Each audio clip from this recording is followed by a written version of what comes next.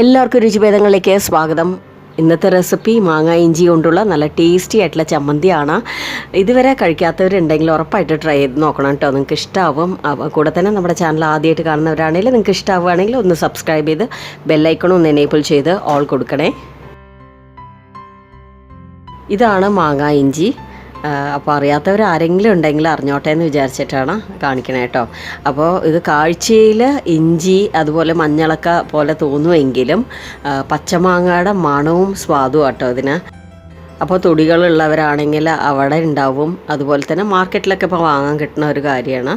അപ്പോൾ ഞാൻ അതിൻ്റെ തോലൊക്കെ കളഞ്ഞ് വൃത്തിയായിട്ട് കഴുകി വെച്ചാട്ടോ. അപ്പോൾ ഇത് ഏകദേശം ഒരു കൈപ്പിടി ഉണ്ടാവും കേട്ടോ. അപ്പോൾ ഇനി നമുക്ക് വേണ്ടത്, ഞാനിവിടെ അരമുറി തേങ്ങയാണ് എടുത്തിരിക്കുന്നത്. പിന്നെ 4-5 കപ്പലമുളക്, ഇതൊന്ന് ചുട്ടെടുത്താൽ നന്നായിരിക്കും കേട്ടോ. പിന്നെ ഒരു ചെറിയ നെല്ലിക്ക വലുപ്പത്തിലുള്ള വാളൻപുളി, 3 ചെറിയുള്ളിയാണ്. ഇതിപ്പോൾ വലിയ ഉള്ളി ആയതുകൊണ്ടാട്ടോ ഞാൻ 3 എടുത്തത്, അല്ലെങ്കിൽ ഒരു 5 എടുക്കുക. അപ്പോൾ അത് മിക്സിയുടെ ചെറിയ ജാറിൽ ഇട്ട് കൊടുത്ത ശേഷം കൂടെ ആവശ്യത്തിനുള്ള ഉപ്പും കൂടെ ചേർത്തിട്ട് അധികം വെള്ളം ഒഴിക്കാതെ, പറ്റുമെങ്കിൽ ഒട്ടും വെള്ളം ഒഴിക്കാതെ അരച്ചെടുക്കുക. അപ്പോൾ അരച്ചെടുക്കുന്ന സമയത്ത് ഒരുപാട് പേസ്റ്റായിട്ട് ഫൈനായിട്ട് അരച്ചെടുക്കേണ്ട, ചെറിയ തരിതരിപ്പോടുകൂടെ ഇതുപോലെ അരച്ചെടുക്കുക. അപ്പോൾ ഒരു ടീസ്പൂൺ വെള്ളമൊക്കെ ഒഴിച്ചിട്ട് വേണം അരച്ചെടുക്കാൻ കേട്ടോ. നിങ്ങൾക്ക് പറ്റിയില്ലെങ്കിൽ ഒരുപാട് വെള്ളം ഒഴിച്ച് അരച്ച് കഴിഞ്ഞാൽ ഇതിൻ്റെ സ്വാദ് നഷ്ടപ്പെടും.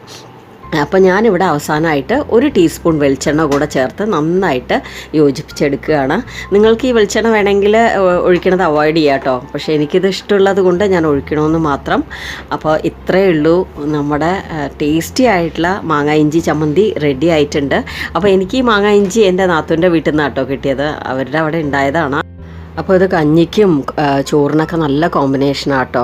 അപ്പോൾ ഇതുവരെ ട്രൈ ചെയ്യാത്തവർ ട്രൈ ചെയ്ത് നോക്കുക. നിങ്ങളുടെ അഭിപ്രായങ്ങൾ കമൻറ്റിലൂടെ അറിയിക്കുക.